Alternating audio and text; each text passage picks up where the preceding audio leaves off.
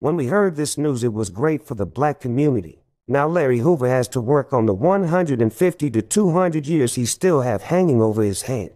Thing is, we have to look deeper into this situation for real. On May 28, 2025, President Donald Trump commuted the federal prison sentence of Larry Hoover, the 74-year-old co-founder of the Gangster Disciples gang.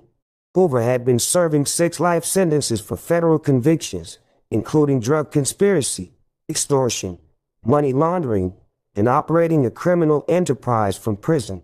While the commutation reduces Hoover's federal sentence, he remains incarcerated due to a separate state sentence in Illinois.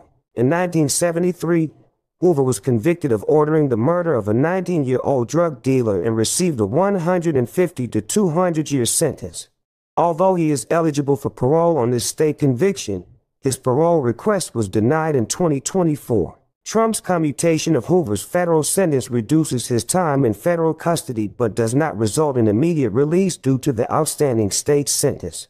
Hoover remains incarcerated and continues to seek parole or further sentence reductions. One question this raises, which is worse, a conviction for ordering the murder of a drug dealer or being convicted of participating in a violent attempt to overturn a democratic election? Remember the January 6, 2021 insurrection where members of the Proud Boys and Oath Keepers stormed the Capitol by way of violent force? And believe it or not, in case y'all forgot, President Trump was impeached for inciting a riot that resulted in what reports said 5 people died and over 140 people injured. In a nutshell, many in Congress believe Trump told them to do it. If people who tried to overthrow the government can get full pardons and commutations with immediate releases, why couldn't Larry Hoover get the same?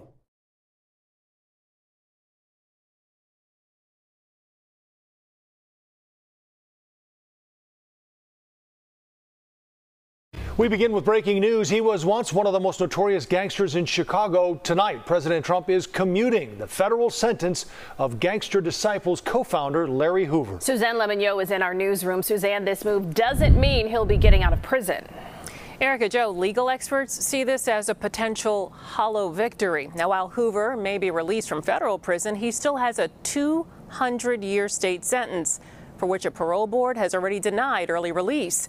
In 1993, Hoover spoke to former CBS News Chicago reporter John Davis, and at that time, Hoover was 42 years old and had already served 20 years in prison. I've done my time. I paid my debt to society. That was Larry Hoover, more than 3 decades ago. At that time, the leader of the Gangster Disciples and convicted murderer told our John Davis he had a lot of time to think about ways to stop the gang violence on the streets of Chicago. One teenager don't like the other teenager because the way he wears his hat, because his ideology is different from his. A disciple don't like a vice lord. We all black people. It's no different. At that time, Hoover, also known as King Larry, admitted being part of a fragile gang truce in the city and organizing a protest over plans to close health care clinics in African American neighborhoods. Ron Safer, the lead prosecutor in Hoover's federal trial, reacts to news Hoover's life sentence has been commuted by President Trump.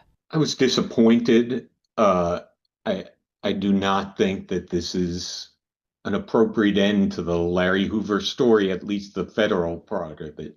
Safer says Hoover was perhaps the most notorious criminal the state of Illinois has ever known. He was convicted of running a continuing criminal enterprise that had approximately 30,000 members across 28 states, selling over $100 million worth of drugs in the state of Illinois alone each year. And he ran that entire operation with ruthless efficiency from prison, where he was serving a state sentence for double murder. Safer also told us about Hoover being recorded, saying teenagers needed to sell drugs for his criminal organization. The recording was made a year after the Gangster Disciple leader was interviewed on CBS Chicago.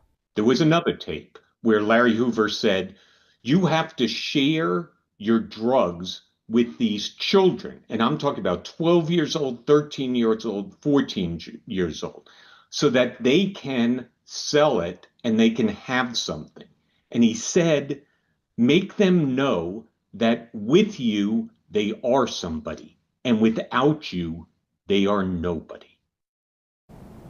Meantime, shortly after the commutation announcement, Hoover's son posted this picture on Instagram. That's a White House official holding a copy of the commutation.